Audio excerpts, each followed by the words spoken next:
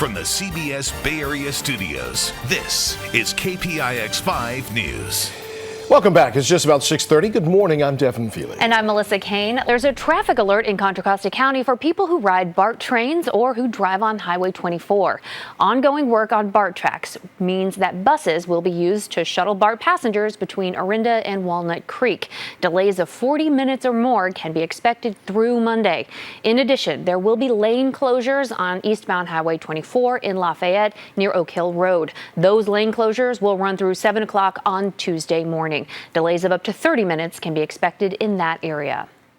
BART says it's replacing tracks and electrical equipment, among other repairs and upgrades, and these disruptions will be happening every other weekend through October. That free shuttle bus service will be provided by AC Transit and County Connection. An appeals court has thrown out the gun possession conviction against a man acquitted in a high-profile San Francisco murder case. Jose Garcia Zarte is an illegal immigrant who was accused in the deadly 2015 shooting of Kate Steinle in San Francisco. His 2017 trial a jury found Garcia Zarte not guilty on charges of murder, involuntary manslaughter, and assault with a semi-automatic firearm. But he was convicted of being a felon in possession of a firearm. Now, yesterday, an appeals court ruled that the judge failed to properly instruct the jury on a legal theory that could have led to a not guilty verdict on that gun charge. It's now up to the San Francisco prosecutors to decide if they will retry Garcia Zarte on that charge. They should say, we're not going to go on the state case of gun. He's done his time. We're going to let the federal case proceed. The ruling will not affect a separate federal gun possession case against Garcia Zarte. A trial in that case is set for January. He does remain in custody at the Santa Rita jail in Dublin.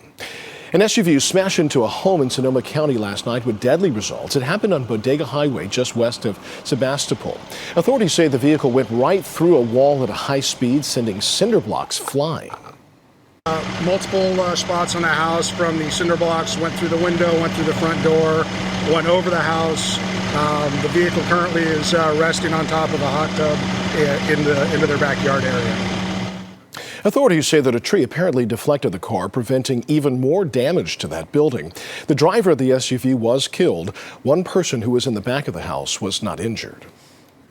The search is on for two men accused of snatching the purse of a 95-year-old woman at a Petaluma Safeway. A Target store's video surveillance captured two suspects who allegedly purchased more than $1,000 worth of merchandise with the woman's credit card. San Jose police have just announced that they've busted a major burglary ring connected to dozens of break-ins across the Bay Area.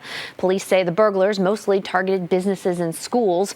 One San Jose man says that on Thursday morning, dozens of police officers surrounded his neighbor's home near Meridian Avenue and Willowgate Drive and arrested several people. And I see a SWAT team, guns drawn, pointing at somebody on the ground. In your backyard? In my backyard. Police say the evidence found includes stolen driver's licenses, credit cards, drugs, guns, and ammunition. The victims included bike shops, construction sites, and schools in 13 Bay Area cities and Santa Cruz. An investigation is underway this morning in San Francisco after a stabbing occurred during last night's evening commute. Witnesses say the two men took out knives and started stabbing each other. Authorities swarmed the scene and took them away to the hospital. Our cameras were there when it all happened. Our crews were covering a rise in crime in that area. Now, meanwhile, San Francisco has authorized $350,000 to hire retired SFPD officers to patrol the world-famous shopping district. Unlike their former colleagues in badges and guns, these officers will be in plain clothes. They will have full access to SFPD with city-issued gear. The retired officer program will launch next month. Federal drug agents on the East Coast have confiscated a cache of fentanyl capable of killing 14 million Americans. Operation Cookout involved 3 states and netted 39 arrests, 30 kilos of fentanyl, heroin, cocaine, cash, and firearms, including an AK-47. Authorities say the drug pipeline stretched from Shanghai to Virginia and involved shipments through the U.S. Postal Service.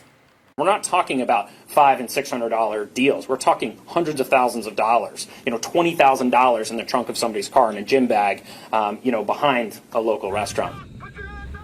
Meanwhile, the Coast Guard just released video of the cutter Robert Ward seizing nearly 3,000 pounds of cocaine during its first drug patrol in the Eastern Pacific on Thursday. These drugs are worth more than $38 million. Back here in the Bay Area, Contra Costa County is reporting a spike in deaths from opioids, even as prescriptions for the drugs decline. There were 81 deaths in 2018, and that's a jump of more than 50% from 2017. And that death rate was more than double the rate in Alameda and Santa Clara counties. At the same time, Contra Costa has seen a 25% drop in opioid prescriptions over the last 4 years. County health officials are not sure why the death rate is climbing. They say it could be linked to heavier use of non-prescription street drugs such as heroin and fentanyl. Nevada authorities are treating the death of a man at this week's Burning Man festival as, quote, suspicious. Sheriff's officials say doctors declared the man dead after he was brought to a medical tent at the Music and Art Festival. But they have not released any details such as his cause of death, his age, or where he's from. Burning Man, which runs through September 2nd, draws tens of thousands of people annually to Nevada's Black Rock Desert. Headlines in the weather world. Hurricane Dorian, now a Category 4, and if you're looking at your screen, that's what that storm currently looks like. Those are the latest updated satellite images now. We're about 2 days out here from watching this thing approach the coast of Florida, but the Bahamas will get it first, and I'll have more on that coming up in my complete forecast in a few minutes. For now, guys, back over to you. Thanks, Darren. And here's a live look at Delray Beach in Florida. And you can see it looks relatively calm there, but that state is bracing for Hurricane Dorian. The hurricane is now a Category 4, a level considered extremely dangerous. It's now bearing down on the northwestern Bahamas on its way toward Florida. It's threatening to strike the Florida Peninsula late on Monday or early Tuesday. Right now, gas stations are busy with motorists fueling up in case they have to evacuate. I just need gas in my car, just in case if I have to leave, go, elsewhere.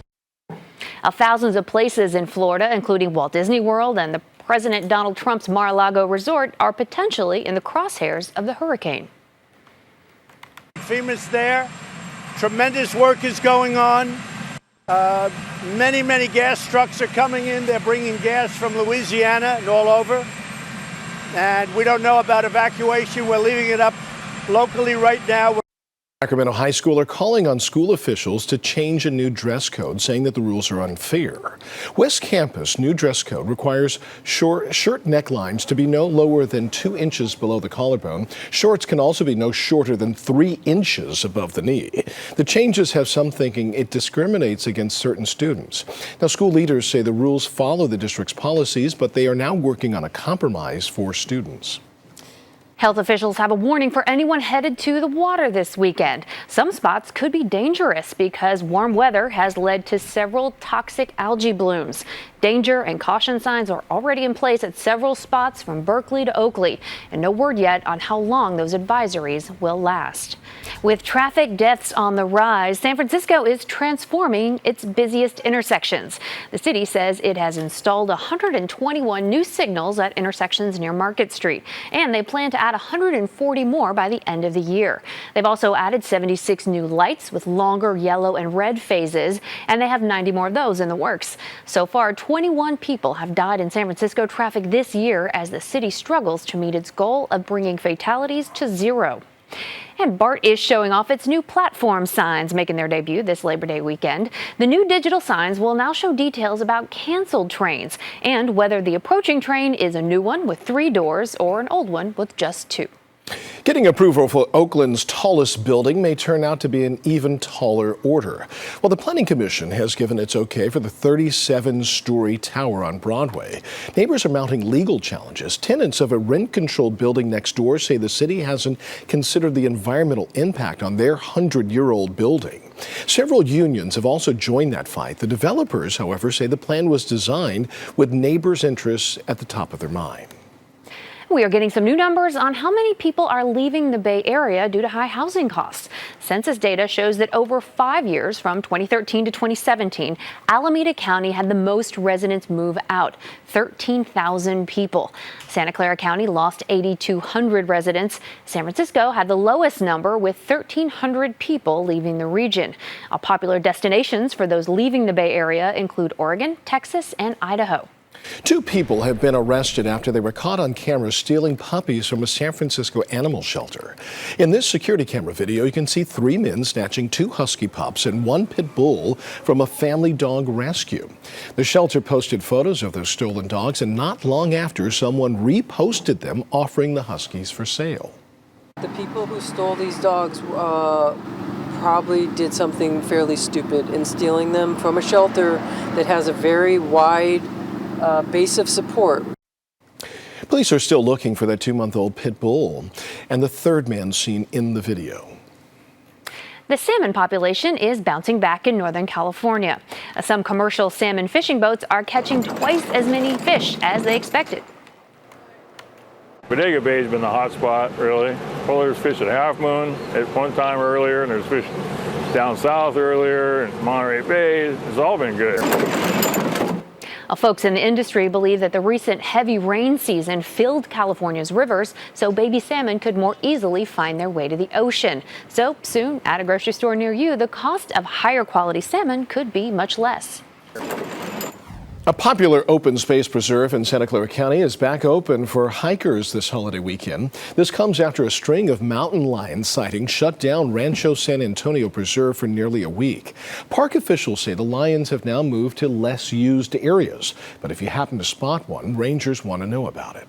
Check out a 7-day forecast that shows us the temperatures are going to stay warm through the holiday weekend. Mid-90s for Saturday, Sunday, and Monday. Don't expect a whole lot of change over the next 3 days, except for today, because today will be anywhere from 5 to 7 degrees warmer than you remember yesterday being. So just in time for the weekend, we've got a little bit of a warm up on our hands. We will cool back down by the middle of next week, back down to average. In fact, we'll get numbers in the inland locations back down into the upper 80s, and we'll stay in the low to mid 70s throughout the bay as we get into the middle of next week.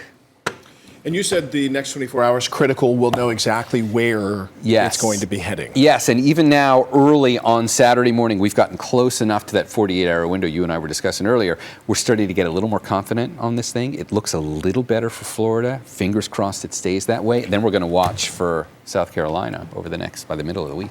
All right, it's time for us to call us some morning. Thank you for watching KPIX 5 News this morning.